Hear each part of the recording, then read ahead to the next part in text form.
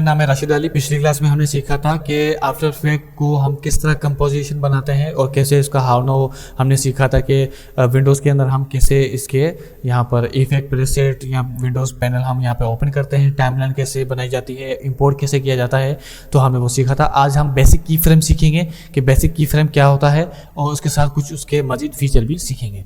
तो new composition पे आपने जाना है और जैसे कि मैंने आपको बताया था सिंपली सेम आपने कोई भी सेटिंग छेड़खानी नहीं करनी, सिंपली आपने ओके कर देना है और यहाँ पर आपने क्लिक कर देना ताकि आपको ब्लैक कलर नज़र आना चाहिए। ठीक है, अब यहाँ पर हमने अपनी फर्स्ट एनिमेशन बनानी है। फर्स्ट एनिमेशन बनाने के लिए आपको यहाँ पर जाना है, शेप बनाना है।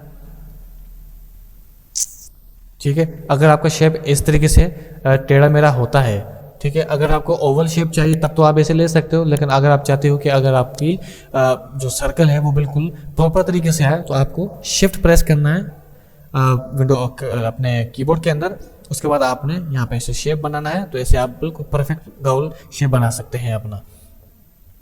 और इसके अलावा अगर मुझे यहाँ से ओवल शेप रेडी करना है तो मैं यहाँ से ऐसे ओवल शेप भी रेडी कर सकता हूँ, ऐसे भी मैं इसको कर सकता हूँ। ठीक है, तो यहाँ पर मुझे फ़िलहाल तो ये वाला शेप चाहिए। अच्छा, जब आप शेप बना लेते हो तो यहाँ पर एक और मिस्टेक होती है, वो ये कि यहाँ पर जो आपका सेंटर पॉइंट है वो आपका ख़राब हो जाता है। सेंटर पॉइंट आपका हमेशा सेंटर के अंदर आएगा, पूरी कंपोजिशन के अंदर, शेप के सेंटर में नहीं आता। तो उसके लिए आप क्या करोगे, यहाँ पर आपने अपना सिलेक्शन टूल सेलेक्ट करना है और अपने लैपटॉप अपने कीबोर्ड में से आपने अल्ट कंट्रोल होम प्रेस करना है। इससे आपका सेंटर पॉइंट शेप के सेंटर में आ जाता है और कंट्रोल होम पे क्लिक करने के बाद ये आपकी जो शेप है वो कंपोजिशन के बिल्कुल सेंटर में आ जाती है। ठीक है, अच्छा, इसके बाद हमारे पास जो एनिमेशन के लिए हमारे पास जो टूल्स मौजूद हैं वो आप यहाँ पे जब लेयर के ऊपर आएंगे इसको एक्सप्लोर करेंगे यहाँ से। उसके बाद आपको यहाँ पे ट्रांसफॉर्म के अंदर जाना है, तो यहाँ पर आपके पास ये चीज़ें मिलती हैं, 1 2 3 4 5, टोटल 5 टूल्स आपको यहाँ पे मिलते हैं। Anchor point, position, scale, rotation और ओपेसिटी। ओपेसिटी में हम अपने शेप को यहाँ पे ऐसे हाइड और शो भी कर सकते हैं। रोटेशन में हम अपने शेप को ऐसे रोटेट कर सकते हैं, आपको दिख रहा होगा। ठीक है, इसको वापस से 0 पे लेके आता हूँ। स्केल से हम शेप को छोटा और बड़ा कर सकते हैं, जितना आप बड़ा करना चाहें, जितना आप छोटा करना चाहें। साथ में हमारे पास लिंक भी अवेलेबल है, अगर आप लिंक हटा देंगे तो ये आप इस तरीके से स्ट्रेच भी इसको कर सकते हैं। ठीक है, उसके बाद यहाँ पर हमारे पास पोजीशन है। पोजीशन से हम अपनी शेप को यहाँ पे ऐसे आगे और पीछे मूव कर सकते हैं। उसके बाद जो ऊपर हमारे पास एंकर पॉइंट दिया हुआ है वो भी बिल्कुल पोजीशन की तरह काम करता है, लेकिन ये एंकर पॉइंट का मतलब ये है जो आपका ये सेंटर पॉइंट है ये आपका आगे पीछे मूव करता है, जैसे कि ठीक है, अगर मैं पोजीशन करता हूं तो पोजीशन के साथ आपको देखो यहाँ पर एंकर पॉइंट भी आपका मूव कर रहा है शेप के साथ साथ सेंटर में ही। लेकिन अगर आप एंकर में अगर मूवमेंट कर रहे हो तो यहाँ पे सिर्फ आपका शेप मूव कर रहा है, लेकिन आपका सेंटर पॉइंट अपनी ही जगह पर अवेलेबल है। ठीक है, अगर आपने इस तरह से कोई उल्टी सीधी ऐसे हरकतें कर दी हैं, फॉर एग्जांपल ऐसे और ऐसे उल्टा सीधा आपने बना लिया है, तो उसको आपने जब रीसेट करना है तो यहाँ पर आपके पास रीसेट बटन भी अवेलेबल है और आप यहाँ पे रीसेट पे क्लिक करके अपने शेप को दोबारा से रीसेट कर सकते हैं। तो अभी इसका सेंटर पॉइंट वापस से खराब हो चुका है, तो इसका मैंने आपको शॉर्टकट बताया था, alt control home, control home. ठीक है, तो ये सबसे ज़्यादा आसान तरीका है। अच्छा, जब आपने ये चीज़ बना ली उसके बाद हम इसको एनिमेट करेंगे। एनिमेट करने के बहुत सारे अच्छे तरीके हैं हमारे पास। यहाँ पे स्टॉप वॉच हमें मिलती है सबके अंदर, और मैं हम पोजीशन पे अगर मैं लगाता हूँ, यहाँ पे स्टॉप वॉच पे आपने क्लिक करना है और कितने फ्रेम बाद आपको एनिमेशन चाहिए। जितने कम फ्रेम आप रखेंगे उतनी ज़्यादा आपकी स्पीड रहेगी। तो यहाँ पर मैं 1 सेकेंड आगे आता हूँ और पोजीशन को मैं करता हूँ ऐसे। तो ये लाइन जो आपको दिख रही है ये आपको बताती है कि आपने एनिमेशन यहाँ से स्टार्ट की है और यहाँ पर आपने एनिमेशन ख़त्म की है। ठीक है, यहाँ पर ये जो आपको निशान दिख रहा है यहाँ पर आप की फ्रेम ऐड भी कर सकते हो, की फ्रेम ऑफ भी कर सकते हो। ये मैंने ऑफ किया, ये मैंने इन किया। ठीक है, तो यहाँ से मैं ऐसे इसको सेट कर रहा हूँ और आप देख सकते हैं ये एनिमेशन कैसे मेरी चल रही है। इसको आप प्ले करें, इस प्ले करने के लिए आपको स्पेस दबाना है।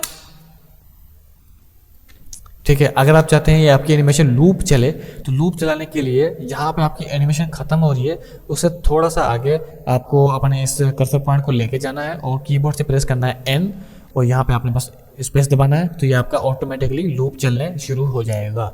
ठीक हो गया। अच्छा, यहाँ पर आप स्केल एनिमेशन भी कर सकते हो, जैसे कि यहाँ पे मैं लगा रहा हूँ स्केल और इसकी मदद से मैं आगे जा रहा हूँ। वापस से मैं यहाँ पर की फ्रेम लगाता हूँ और यहाँ पे इसको मैं साइज छोटा कर देता हूँ। ठीक है। और यहाँ पर मैं इसको थोड़ा सा और आगे करता हूँ ऐसे, 20वें फ्रेम के अंदर जाता हूँ मैं, और इसका साइज़ मैं वापस से बड़ा कर देता हूँ ऐसे, ठीक है। और ऐसे करके मैं इसका साइज़ जब मैंने कर दिया उसके बाद यहाँ पे मैं पोजीशन रखूँगा यहाँ पर, ठीक है। तो यहाँ पर मैंने कितने की फ्रेम लगा दिया, अब 3 की फ्रेम लगा दिए, ये देखें।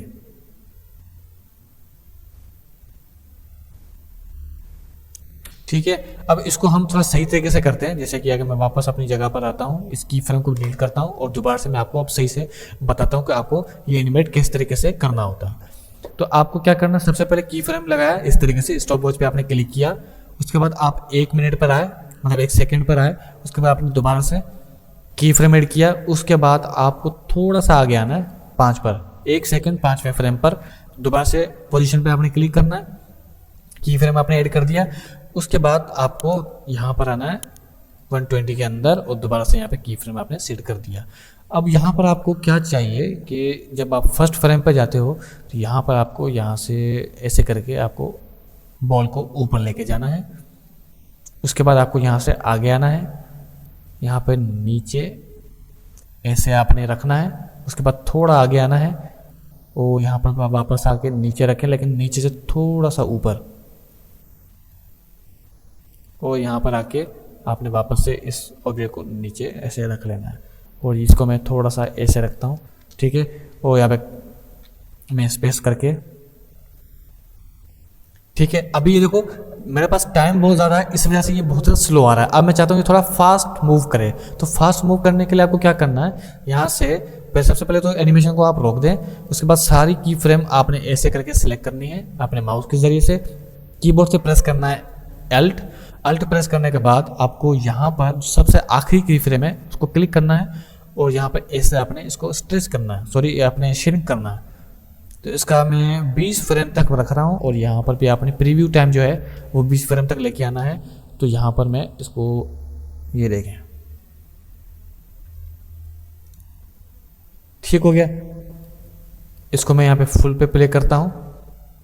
अगर आपको इसको थोड़ा मजीद स्मूथ लेके चलना है तो स्मूथ चलाने के 2 तरीके हैं। यहाँ पर आपको कंपोजिशन के अंदर जाना है, 30 FPS की जगह पे अगर आपको 60 FPS रख दें तो अब यहाँ पे देखिए एनिमेशन में आपको कुछ फर्क नजर आ रहा होगा, ठीक है। अब ये कुछ स्मूथ हो गया है। अब मैं चाहता हूँ थोड़ा सा मजीद स्मूथ हो, तो मजीद स्मूथ करने के लिए आपको क्या करना है, सबसे पहली बात की फ्रेम आप समझ गए होंगे, तो जितने भी आपके पास ओपेसिटी है, रोटेशन है, स्केल है, पोजीशन है, एंकर है, सब पे की फ्रेम इसी तरीके से लगता है। जब आपने की फ्रेम लगा दिया उसके बाद आपको यहाँ पर इसको मजीद स्मूथ करना है। स्मूथ करने के यहाँ पर आपको शॉर्ट टेक्निक और शॉर्टकट जो आपको दिया हुआ है वो है F9, आपने F9 प्रेस करना है, तो यहाँ पे आपका की फ्रेम जो है वो इजी ईज पर ऑटोमेटिकली चेंज हो जाता है।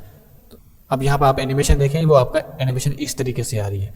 तो यहाँ पर मैं मजीद चेंज करना चाह रहा हूँ उसको, तो उसके लिए आपको यहाँ पे ग्राफ एडिटर पे क्लिक करना है और यहाँ से आपको उसको जूम करना है। आपके पास इस तरीके से नहीं दिख रहा तो आपको यहाँ पर राइट क्लिक करना है और एडिट स्पीड ग्राफ पे क्लिक करना है, तब आपका यहाँ पर इस तरीके से दिखा हुआ आ जाएगा। अब यहाँ पर आप देखेंगे कितने की फ्रेम आपने लगाए थे, 1 से लेकर 2, इस बीच हमारा 1 फ्रेम, फिर ये दूसरा, उसके बाद ये तीसरा, टोटल कितने ग्राफ बनेंगे हमारे पास 3। तो यहाँ पर देखिए अगर मैं यहाँ पर क्लिक करूँ, यहाँ पर 1 2 3 ही मेरे पास ग्राफ बने हुए हैं। तो जो सबसे ज़्यादा स्मूथ चाहिए जो जहाँ पर एरिया, तो वो मैं इस तरीके से क्लिक करूँगा। जैसे कि यहाँ पर मैंने क्लिक किया, यहाँ पर मेरे पास येलो हैंडल आया और इस येलो हैंडल को मैं इस लाइन तक लेके आऊँगा जो ये लाइन बनी हुई है, बस। अब आप गौर से देखिएगा इसको कितना तेज़ी से आ रहा है। अगर आपको फील नहीं हो रहा तो इसको मैं मज़ीद खींचता हूँ, आपको अच्छे से समझ में आएगा। ये देखें, ठीक है। अब उसके बाद ये वाला जो है ये बिल्कुल परफेक्टली बना हुआ, मुझे कुछ छेड़ना तो नहीं है, लेकिन यहाँ पर अगर आप थोड़ा सा अगर इसको ऐसे इफेक्ट दे दें तब आपको पता लगेगा कि इसके अंदर कैसे चेंज आ रहा है। ये देखें, और इसको मैं थोड़ा सा मजीद ऊपर की तरफ लेके आऊँगा, ठीक है। अब चूंकि ये जो स्टार्ट वाला है ये तो मैंने ग्राफ बिल्कुल सही दिया, ये ग्राफ मैंने ख़राब किया जानबूझ के, बस आपको बताने के लिए। तो ये मैं इसको इस तरीके से बिल्कुल भी नहीं देने वाला, और यहाँ से मैं इसको ऐसे और यहाँ से मैं इसको इस तरीके से दूंगा तो ये बिल्कुल परफेक्ट बन जाएगा। ये देखें,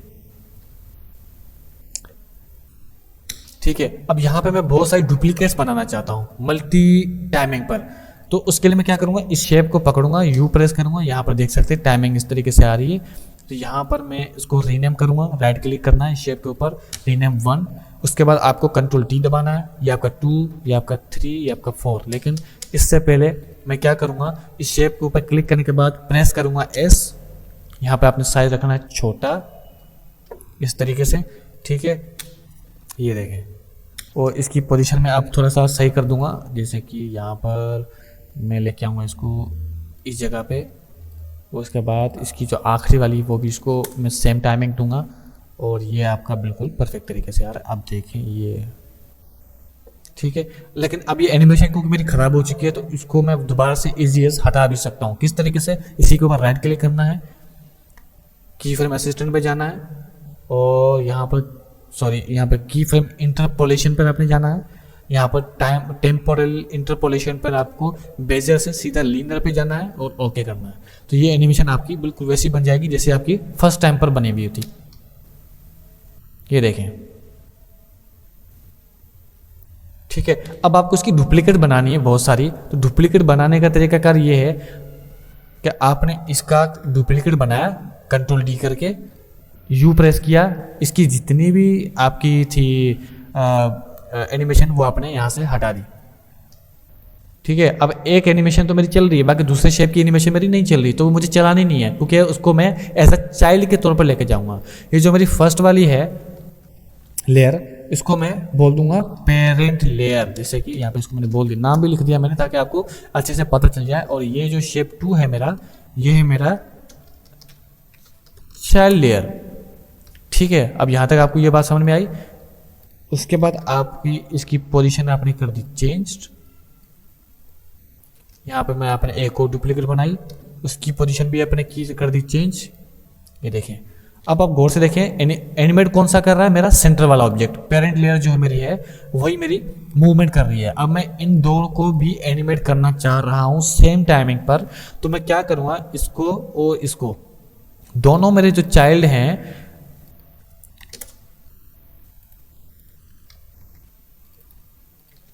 उन दोनों लेयर्स को मैं ऐसे पकड़ूंगा। पोजीशन वाला जो मेरे पास पिक विप है, ठीक है, आपको यहाँ की भी इसकी भी पोजीशन आपने ओपन रखनी है इस तरीके से, ये उठाना है और यहाँ पर आपने इस पोजीशन पे इसको क्लिक कर देना है।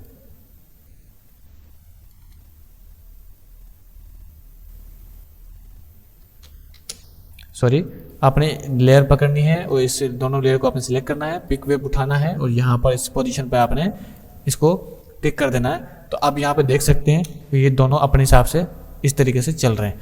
अब चूंकि मेरी पेरेंट लेयर तो बिल्कुल परफेक्टली आ रही है, लेकिन चाइल्ड लेयर मेरी इतनी अच्छे से क्यों नहीं आ रही, उसके ना आने की वजह यह है कि आपकी चाइल्ड लेयर की जो पोजीशन है वो ख़राब है। तो वो आप कैसे सेट करेंगे, तो उसके लिए आपको यहाँ पर इस पोजीशन पर आना है और यहाँ पर आप देख सकते हैं 957 यहाँ पर लिखे हुए हैं। तो यहाँ पर अभी आपने 957 वाली पोजीशन आपने पहले से दे देनी है। लेकिन चूंकि आपकी पेरेंट लेयर पहले से सेट की हुई है, अगर आप यहाँ पे पोजीशन सेट करेंगे तो आपकी एनिमेशन यहाँ पे खराब हो सकती है। आपको जब एक्यूरेटली एनिमेशन लेके चलनी होती है ना, तो आपको साइज पोजीशन आपको पहले से ही एक्यूरेट रखनी है, तभी आप किसी पेरेंट लेयर के साथ लिंक कर सकते हो।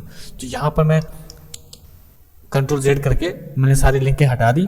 अब आपको क्या करना है, यहाँ पर जाना है और ये शेप जहाँ पर अवेलेबल है 957, तो ये आपने यहाँ पर सेम ठीक है, इसको मैं थोड़ा सा ऊपर की तरफ लेके जाता हूँ ये वाला, और इसको भी थोड़ा सा ऊपर की तरफ लेके चलता हूँ। इस पर क्लिक करें बस, ठीक है। और ये देखें, और इसको मैंने यहाँ पे ऐसे कर दिया। अब यहाँ पे ठीक है। अब इसका जो करंट पॉइंट है उसके लिए मैं आप यहाँ पे बनाऊंगा रेक्टेंगल।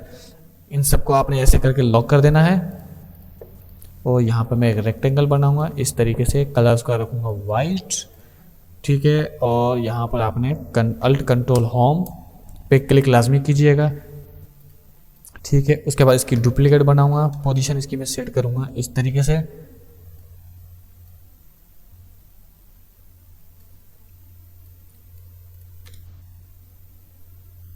ठीक है। तो ऐसे मेरी एनिमेशन प्रॉपर तरीके से सेट हो गई। अब ये आपको पेरेंट और चाइल्ड लेयर को आपको बिल्कुल अच्छे से समझ में आ गया होगा, लेकिन अब यहाँ पर मुझे कुछ और चीज़ करनी है। और चीज़ क्या, जैसे कि अब यहाँ पे वापस आता हूँ और ये लेयर में सारी ख़त्म कर देता हूँ, ठीक है।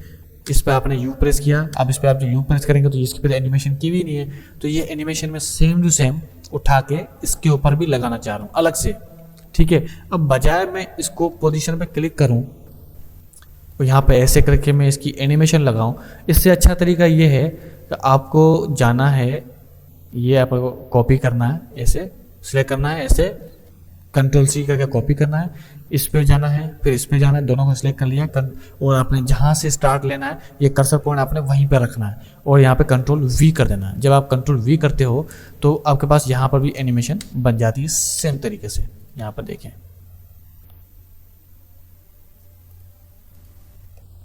ठीक है। जब आपकी एनिमेशन सेम तरीके से बन गई, अब यहाँ पर जो मेजर मिस्टेक है वो ये है कि जब यहाँ पर गिर रहा है, तीनों जितनी भी लेयर्स है मेरी वो एक ही जगह पर गिर रही हैं। तो आपको क्या करना, सबसे पहले यहाँ पे कलर चेंज कर दें। यहाँ पे आके मैं यहाँ पे कलर चेंज कर रहा हूँ येलो, और इसको उठा के मैं रख रहा हूँ इस तरफ और थोड़ा ऊपर की तरफ लेके आ रहा हूँ, जैसे कि ये, ठीक है। अब ये मेरी यहाँ पे सेट हो गई। सेम यही या फिर ये जो लेयर है आपकी, इसको कॉपी करना है और यहाँ पर आपने आना है, इसको डिलीट करके पेस्ट कर देना है इस तरह पे, ठीक है। अब यहाँ पर जो ये है मेरी लोकेशन 563, वो आपने यहाँ पर ऐसे दे देनी है और यहाँ पर भी आपने 563 ऐसे करके दे देनी है। ये देखें,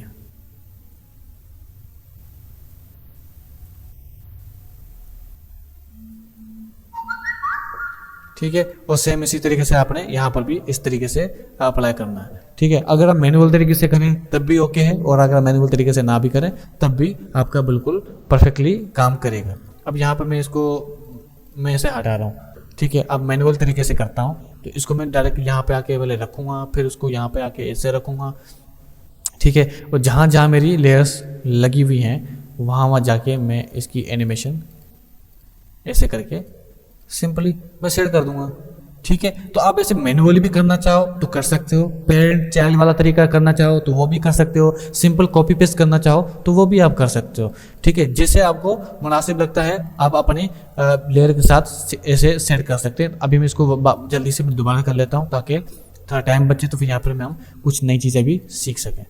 यहाँ पर इस तरीके से फिर आपने इधर आना है, ठीक है। फिर आपको लेयर को थोड़ा सा ऊपर की तरफ उठाना है, यहाँ पर फिर लेयर को थोड़ा सा ऐसे करके ऊपर उठाना है और उसके बाद, ठीक है। अब तीनों की टाइमिंग बराबर, तो टाइमिंग में इसकी अलग करता हूँ। तो उसके लिए आपको ये की फ्रेम आगे पीछे करना जरूरत नहीं है। ये जो आपका ब्लू बार नज़र आती है इसको आपने ऐसे और नीचे वाली आपने थोड़ा ऐसे बस आगे पीछे आपने इसको सेट करना है, तो ये आपकी टाइमिंग आगे पीछे हो जाती है। और यहाँ पे आपका ये देखें,